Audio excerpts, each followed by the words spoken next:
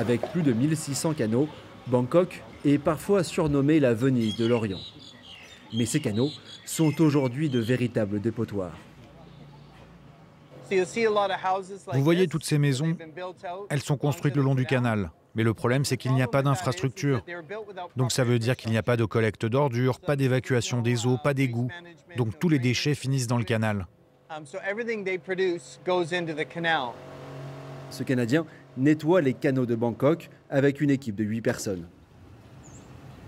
Voilà un de nos pièges à déchets. On en a 3 actuellement et bientôt un 4e. Des gestes qu'il répète inlassablement.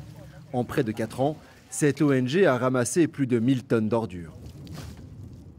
On a ramassé près de 600 kilos aujourd'hui. C'est un chiffre normal pour nous, c'est vraiment la routine. La Thaïlande produit chaque année 2 millions de tonnes de déchets plastiques, mais seulement un quart est recyclé.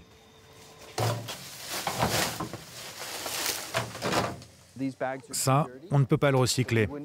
Il y a trop de restes alimentaires. Du polystyrène, malheureusement, ce n'est pas recyclable. Mais si c'était propre, on pourrait. Rien que de voir les quantités de déchets jetés par les gens sans qu'ils se préoccupent de ce que deviennent ces ordures, c'est vraiment répugnant.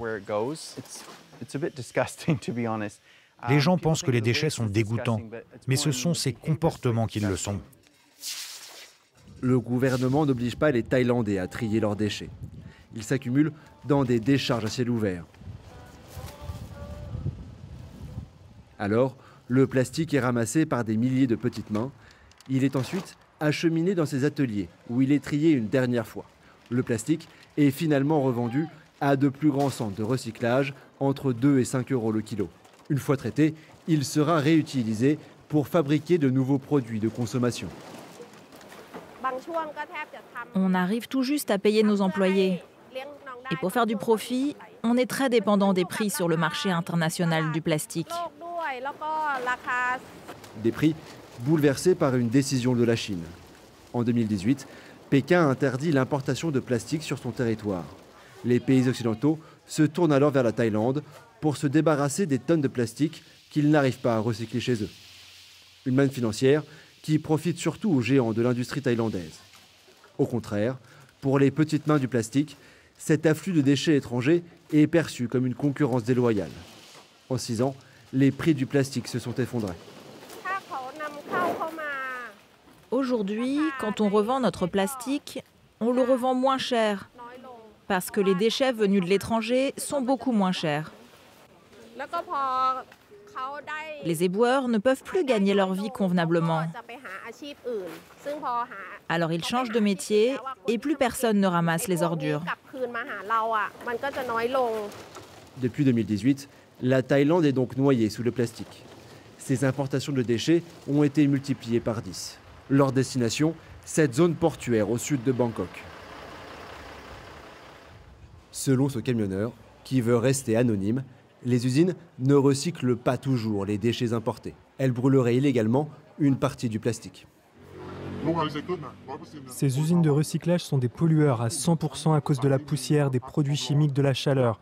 Toute l'industrie pollue. C'est comme si on balançait du poison chez moi. Une pollution qui inquiète. Le gouvernement veut interdire les importations de plastique d'ici 2025 afin de mieux gérer les déchets produits en Thaïlande. Se concentrer sur le plastique local et arrêter d'être la décharge de l'Occident. La Thaïlande n'a pas besoin de tout ce plastique. On doit pouvoir se débrouiller tout seul. Pourquoi a-t-on besoin d'importer du plastique? Je pense qu'il faut arrêter ces importations. Interdire les importations ne réglerait pourtant pas le problème de la pollution plastique dans le pays. Beaucoup de Thaïlandais jettent encore leurs ordures en pleine nature. Mais des moines ont peut-être trouvé une solution. Dans ce monastère, le plastique est collecté puis transformé en tissu pour fabriquer des robes safran. Je suis fier car au début, les villageois disaient que j'étais un menteur, que ce n'était pas possible de faire une robe avec du plastique. Mais maintenant, on m'envoie des bouteilles de partout. Ce bonze veut changer les mentalités. Quand je vois toutes ces ordures, Je pense que c'est parce que la population ne se sent pas responsable. Si tout le monde prenait conscience du problème, il n'y aurait plus de déchets dans la nature. Aujourd'hui, la Thaïlande ne veut plus être la poubelle du monde. La Malaisie ou le Vietnam devraient récupérer ce marché. Ces deux pays comptent déjà parmi les plus grands importateurs de déchets plastiques d'Asie.